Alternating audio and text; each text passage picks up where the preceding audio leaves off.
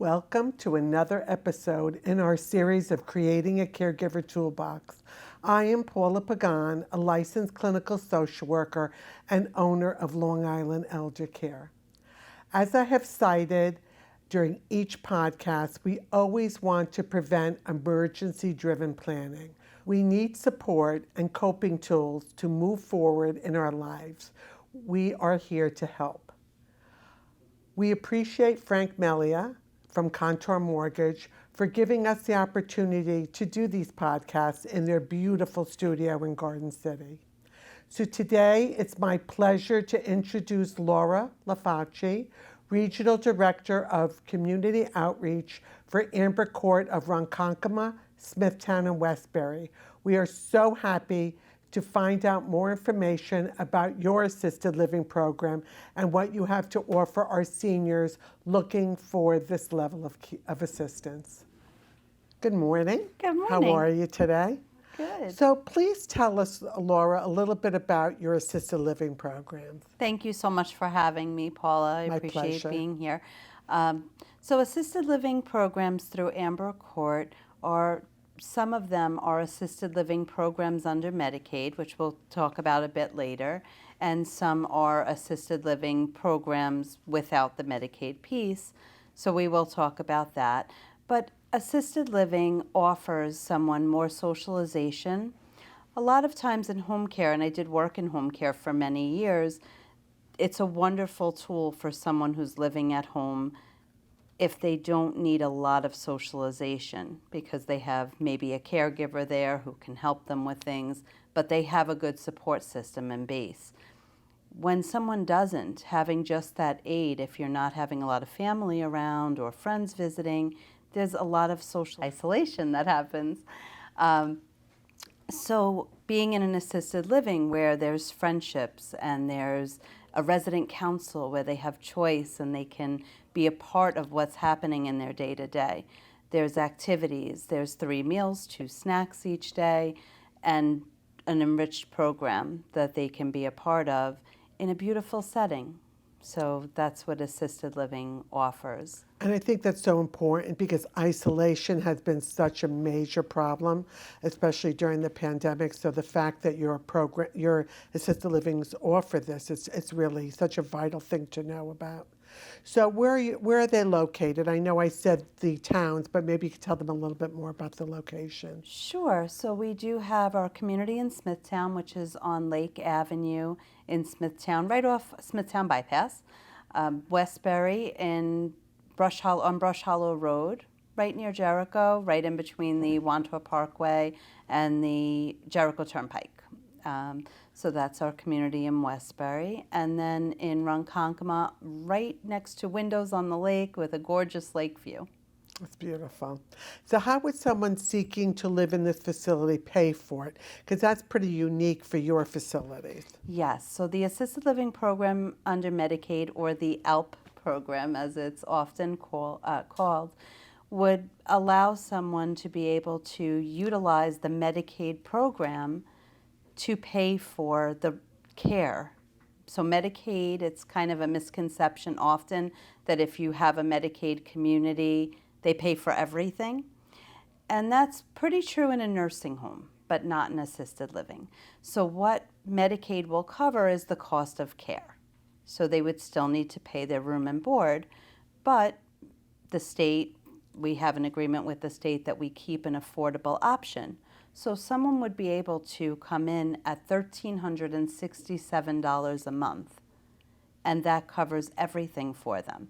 Medicaid covers the cost of care, which would be bathing, dressing, toileting, oversight on their medications, monitoring for wellness, and all of that supervision with 24-hour supervision. So Medicaid covers all of that piece, but someone would be able to come in with just that small room and board fee.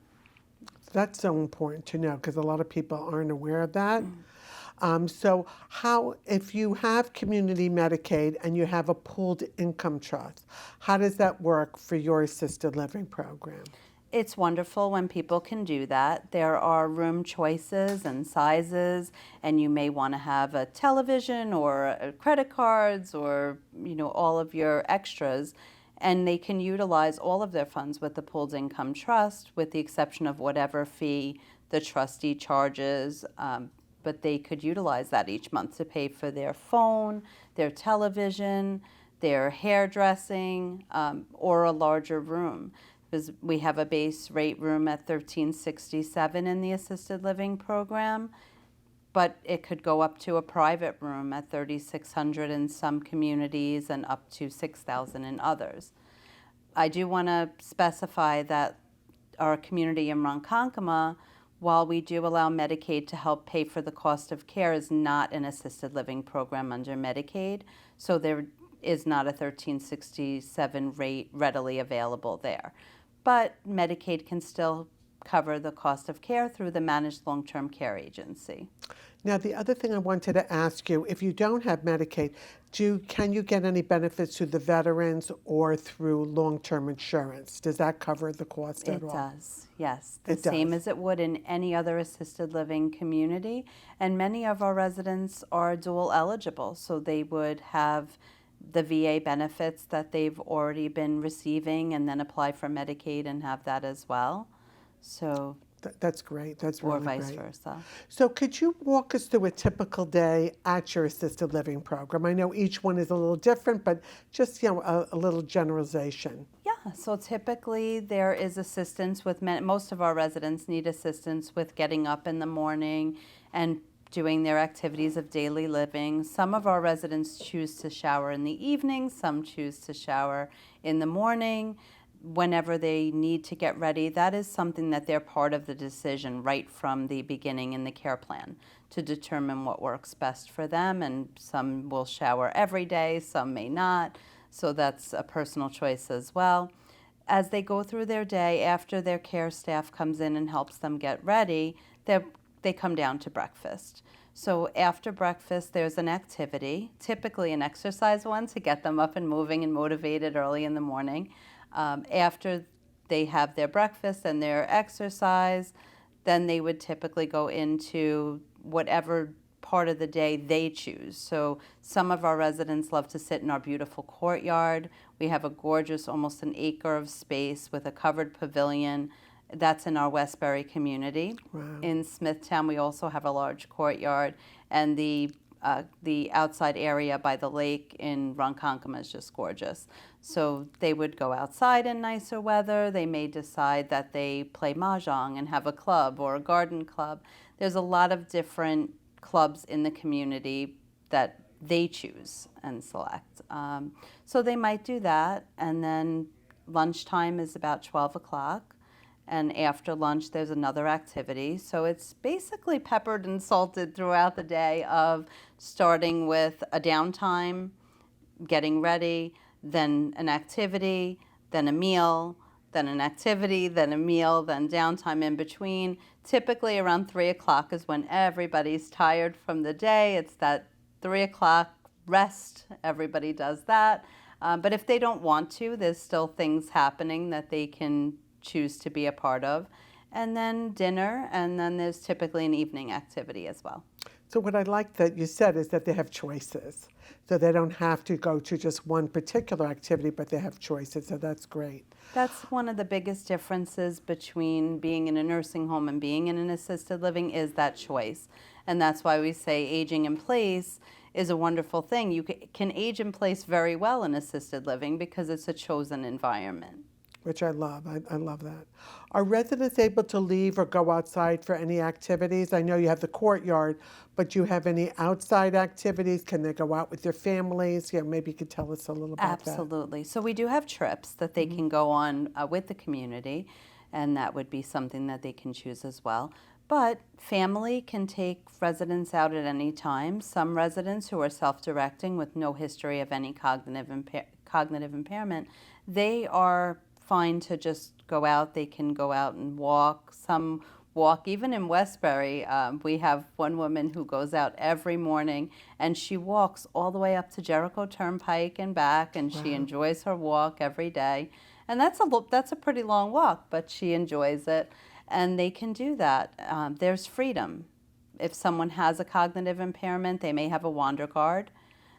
They may not leave without supervision, but certainly family can sign out. And there are even overnight options available for them to go within a number per year that the state will allow for an overnight visit.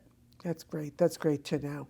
What is the intake process, and how would my loved one qualify for your services? So the first step is really we would ask a family to tour. If someone does not have, say they have no assets and they don't have 1367 a month for their Social Security income, that doesn't mean that they definitely cannot come to Amber Court. It means that we might have to ask a few questions first. Would there be help, or do they have assets enough to get them through a few months? We would have to apply them for an extended Social Security to assist them in becoming eligible. So they may have 900, but the state allows $1,677. So how do we get them there? We can apply them for extended Social Security, and if they qualify for that, then their Social Security can still pay their room and board and allow them to have an income each month to pay for any extras or sundries that they might need. And is there any kind of evaluation of, of the residents? Do they have to meet any certain criteria? Yes, absolutely. Okay. So there's an assessment process that's done. So once the family decides that, yes, we would like to come to Amber Court, they fill out an application, and then we schedule an assessment. So it's a pretty seamless, it can happen in a few days, it can happen in a few weeks, it really depends on the family. If we have them come out and they decide that they want to move forward, and then we do the assessment. Sometimes it could be that they come to the community and we might want to see them interact in the community, maybe come for a lunch and see how they do. Most of the time, it's about a 20-minute interview process where we're finding out, can they stand independently and at least take a few steps? Do they need an assistance for that?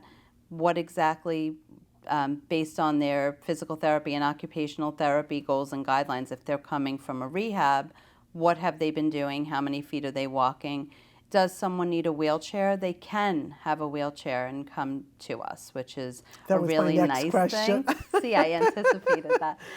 It's a really nice thing to be able to, they can have their wheelchair. They don't have to lose that to come with us. So as long as they can stand, pivot, turn, transfer, they can come to us as far as ambulation. Then there's insulin. So that's one of the big questions we ask. Are you a diabetic? And if you are, what's the insulin? We typically do 2 insulin injections per day as a maximum, and we don't offer sliding scale. So that would be something that would be a discussion. If someone needs oxygen, they would need to be able to self-manage that, but we can take someone on oxygen or with a catheter as long as they can self-manage. So let's say anybody has any questions about any of these things. How could they reach you? They can contact me at 631-383-4341. That's my personal cell, so they're always welcome to call me there. But any of our buildings, the numbers are on the website at ambercourtal.com. That's fantastic. So in your opinion, because we're trying to creating this caregiver toolbox and avoid crisis-driven type of planning, when do you think somebody should begin looking into an assisted living program for their loved one? If there's things that aren't working in the home care environment, so it could be a financial situation that's not working. Very often, home care, if you have Medicaid and you're on home care, you may not be able to get the hours that you truly need because there's a shortage. So that's one a possibility. If you're private paying for home care, it can be $32 to $35 an hour right now. Absolutely. It is far more cost effective to be in an assisted living, but that doesn't mean it's right for everyone. It's a discussion. So for me, if it were my family, and I've had these discussions with family and have had to place, I've had that experience. It's really about where is someone going to thrive best. So if the house isn't being upkept anymore and you're noticing that things are not able to be going as smoothly, or if there's a couple and one is caring too much for the other and not really caring for themselves in the way that they need to, that's things that I would look at. Nutrition is a big one. Having 3 meals a day that are nutritionally based and with whole foods, that's so important in a later stage of life, is having some monitoring about what we're eating. And to not have proper nutrition is almost scary, because especially with medications and such, it really does tie in.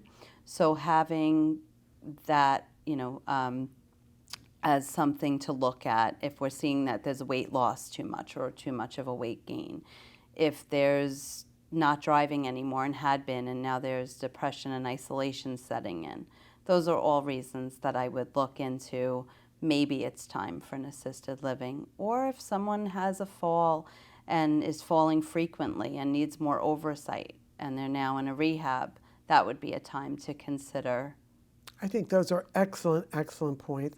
I think also in my profession, also I'm looking at people if they have family members out of state that can't really oversee or are really not seeing some of the changes, at least to begin to educate themselves as to what's available either in their community or here in New York, Yes. and start planning early. So is there anything else you want to share about your facilities that you think may stand out from the rest of the assisted living programs? I think just the fact that it is an affordable option. We have everything that all of the other assisted livings on Long Island have, and there are a few assisted living programs under Medicaid. There are probably about a dozen at this point on the island, and we have 3 of them at Amber Court. We also have communities in Brooklyn, in the Bronx, in Elizabeth, New Jersey, and we're soon to open a new community in Westchester. Wow. So we can offer those as well. And just that so many people think of us as a Medicaid community. We are not a Medicaid community. We are an assisted living community that happens to allow Medicaid to pay for the cost of care. We're not a state-run facility, and I see that confusion happen for people often, and then they walk in and they say, oh, this is beautiful. It is beautiful, and you can live here with Medicaid helping to pay for the cost. And that's something that I'd like people to have that as a takeaway. And I think that's important because I've been in your facilities and they are absolutely beautiful and run very, very well. So it's nice to see this as another option, because sometimes people feel if they take Medicaid that they might not be as good as the others, and your facilities are absolutely fantastic. Thank you, Paula. I So appreciate that. thank you so much, Laura, for being with us today. And thank you all our listeners for tuning into our podcast today. Please send us comments about the program and services you would like to know more about.